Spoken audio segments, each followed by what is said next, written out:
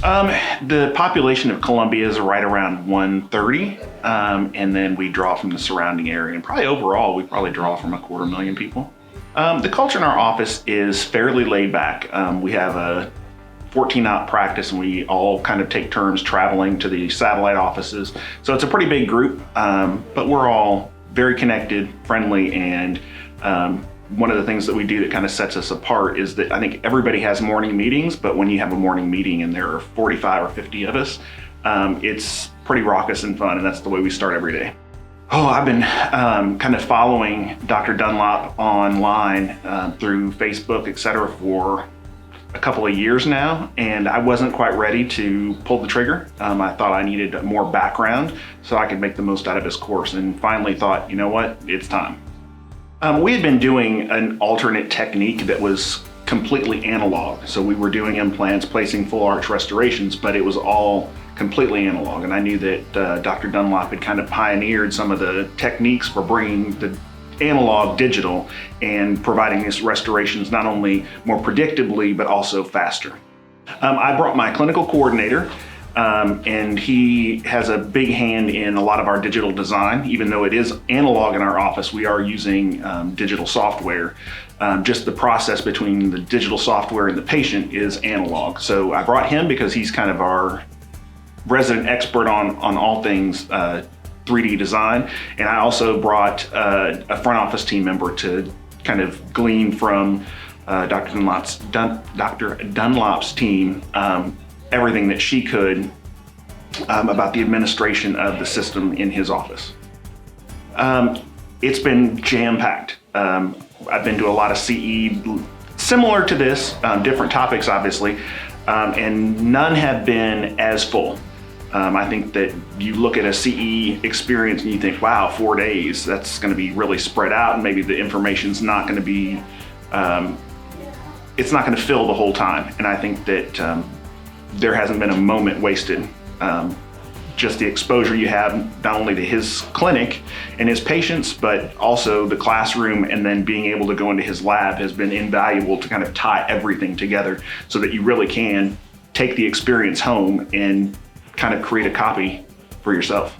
Oh, it's been great. It's kind of, we haven't really wanted for anything. We've been comfortable, we've been well fed, and I can't think of anything that was left out.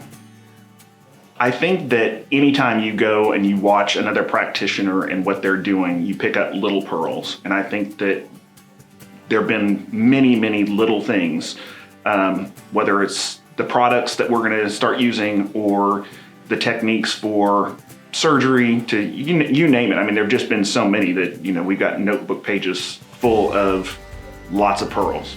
There's simply too much information for one person to absorb. Considering that there is a lab track and an administrative track and a clinical track, I think the bare minimum you could come with would be 3.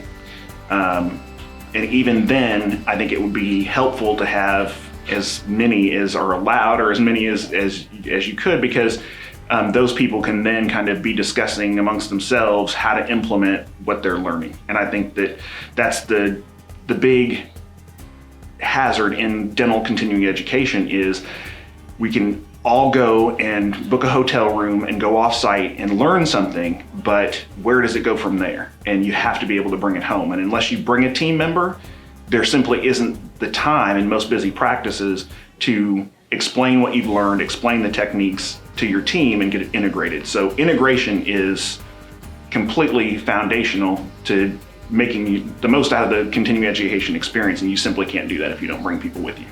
We've all been in a classroom situation and watched an instructor or a presenter click through slide after slide after slide, and maybe even play video.